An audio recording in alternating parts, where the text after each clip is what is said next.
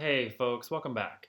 So, your assignment due for this Friday is to write a counter argument paragraph for Major Paper 2, where you counter against your own claim or thesis. So, let's take a stroll down counter argument memory lane here. So, what is a counter argument, right? It is an argument that's opposed to your thesis, right? It goes against your thesis, or part of your thesis, or part of your reasoning. Okay? So it expresses the view of a person who may disagree with your position. Okay? So it's giving a different perspective, um, a different view of someone who might disagree with you. So brings up a great question. Okay, well, why use counter arguments? Why won't that make my argument weaker? So let's take a look. Um, why should you include a counter argument? So actually, no, it doesn't make your argument weaker. It actually makes your argument stronger, right? This is because when you respond to the objections of others, right, it shows that you're thinking about their objections or reasons that they may disagree. So it's actually going to make your argument stronger, right? It's going to show that you're a reasonable person. You've considered different points of views, different perspectives, and that you've built those into your claim. So it's just going to make your argument stronger and more persuasive. So how should your counterargument be presented for your final paper? Um, we'll get to that in a second. Um, but for this assignment, right, you want your counterargument to be presented thoroughly and fairly, right? Don't just um, quickly address reasons why your argument may not be as strong, right? You want to hear the other side out. You want to really lay out several reasons, 2 or 3 reasons why your argument, right, may not be the right argument. Okay?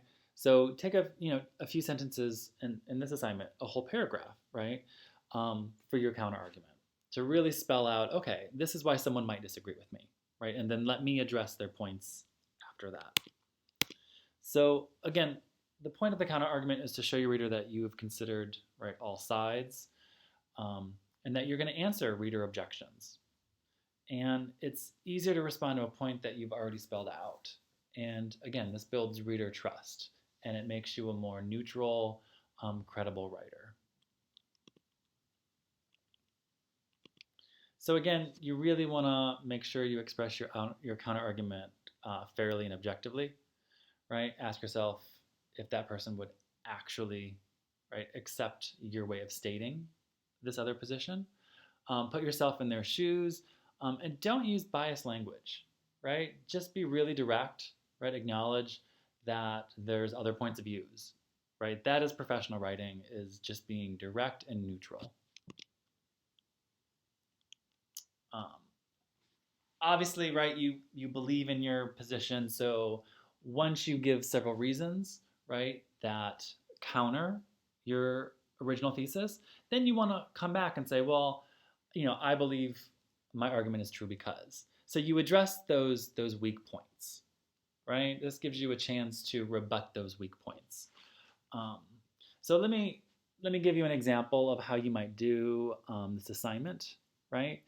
Um, let's say you're writing about major similarities between various communities that use hip hop, right? Let's say I'm looking at Japanese hip hop and Chicano hip hop, and I'm saying that there's, hip hop is a musical response to oppression, so there's these very similar themes across these different groups. Okay, that's my main argument. Now I want to go against that. I'm like, okay, what if that's not entirely true, right? So I would look at major differences between these different hip hop community users. So I could look at how, maybe thematically there's too many differences. They're not always about the same structural issues, right? I was listening to one Japanese hip hop artist the other day rapping about sort of the soul deadening abyss that malls are, right? It was like an anti-consumer mall song, right? Um, that is very dissimilar to Kid Frost, who's rapping about police brutality. Okay, so police brutality on one hand, um, soul deadening, crushing mall space on the other. Very different.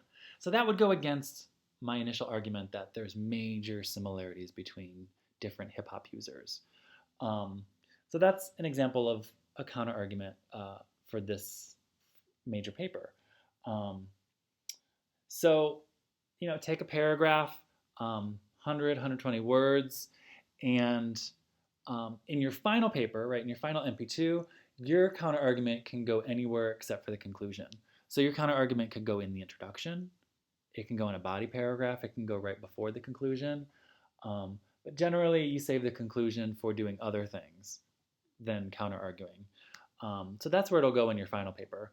And again, for this assignment, right, just give a straight paragraph of here's reasons, here's why someone would go against my thesis, and feel free, right, to name, right, that critic. So you could say, rap historian Ian Thorne, right, writing about immigrant communities using rap in San Francisco, right, would disagree with me because, right, and then I could sort of hear him out.